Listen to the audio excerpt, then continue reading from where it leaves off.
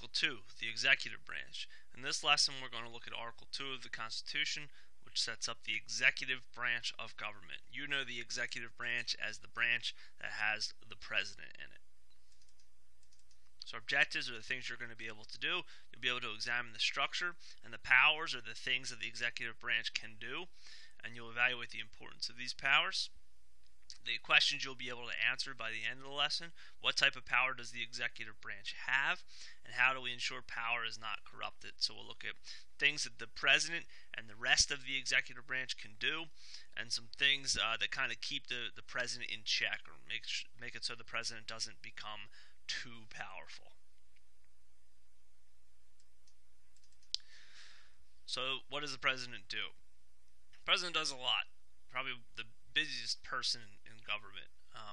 We're just going to kind of briefly look at some things that he, or maybe one day she, are able to do. So it's set up in Article 2 of the Constitution. Article 2 says what the executive branch is and what it's allowed to do. It makes sure that laws are enforced and obeyed. It does not make laws. The president cannot make his or her own laws. That's Congress's job. That's the legislative branch's job, not the president. The president cannot make laws. A lot of people think that the president can, but the president cannot make laws. The president can only suggest or come up with ideas for laws. The main job of the president is to make sure that laws are enforced and obeyed. So if a new law is created, it's the president and the rest of the executive's job to make sure that people are following that law or that policy. So when you think of laws, you think of things like not being able to steal or murder. Those are what you kind of think of when it comes to laws. But it's not always just things like that, like things that are crimes. It could be things like a lot of you have probably heard of the Affordable Care Act or Obamacare. That was a law that was passed by the legislative branch. It's the executive branch's job to make sure that people can get health care through the Affordable Care Act. So they set up the website. They set up places you can go to get advice on how to sign up for health care. That's the executive branch's job. They did not create that law, even though it's called Obamacare sometimes. They suggested the idea from the law. Congress made the law, and now it's the executive branch's job to enforce or make sure that that law is put into play. The president is the head. The president is not the most powerful person in the country, but is the person that is kind of the face of the country, especially to other countries.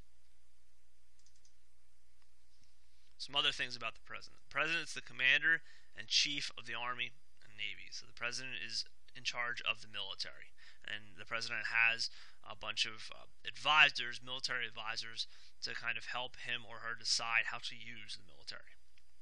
They can grant pardons, which means that if somebody does something wrong, the president can pardon you or make it so that punishment goes away. The president can also veto or reject laws. So if the legislative branch, which remember is Congress, makes a law, the president can veto it, meaning that it's not going to become a law. They can also call Congress into session, meaning if the president feels like Congress needs to meet and talk about a problem or make some kind of new law, the president can say to Congress, hey, you guys need to meet and talk about this issue. The president can also make treaties with other countries, and the president gets to pick the Supreme Court justices, who are the people that are in charge of the judicial branch.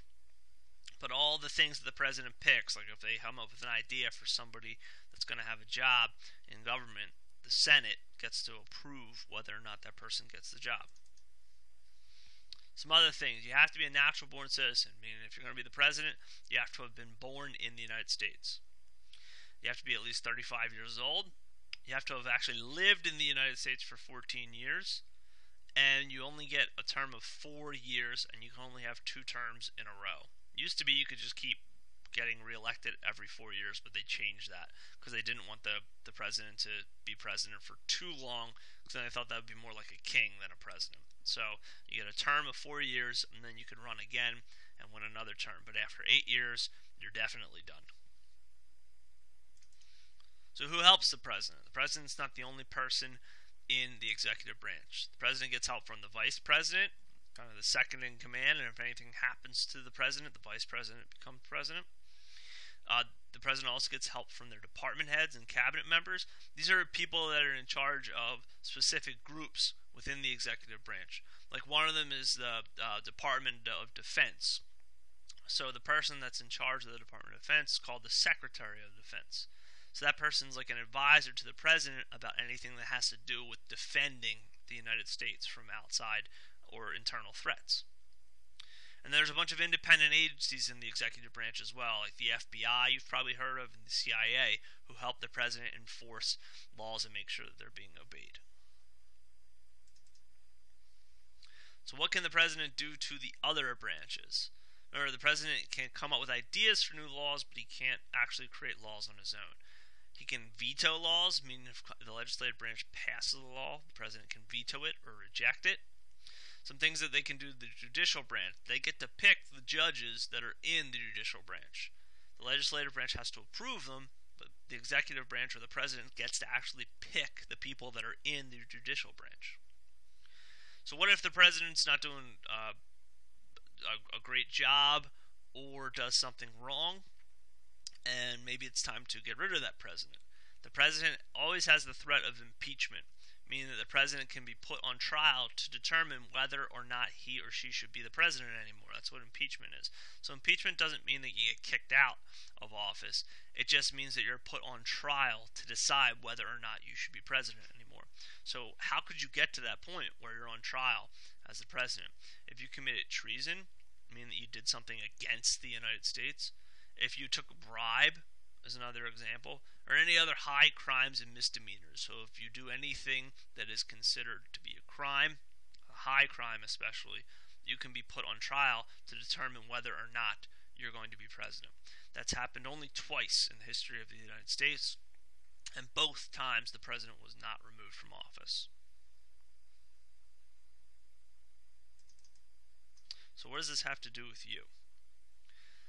The president is the person that when you think about government, that's who you think of.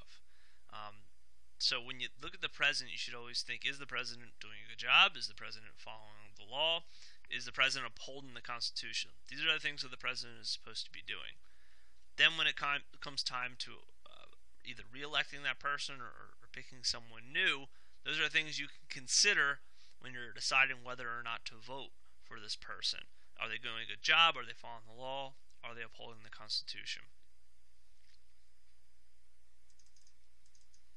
So that's it for this lesson. Really quick, just idea of what the president does. You're going to see a lot more about the president in the assignment that goes with this lesson. Make sure you join us for live class on Tuesdays and Thursdays. If you have any questions, please contact me. If not, good luck.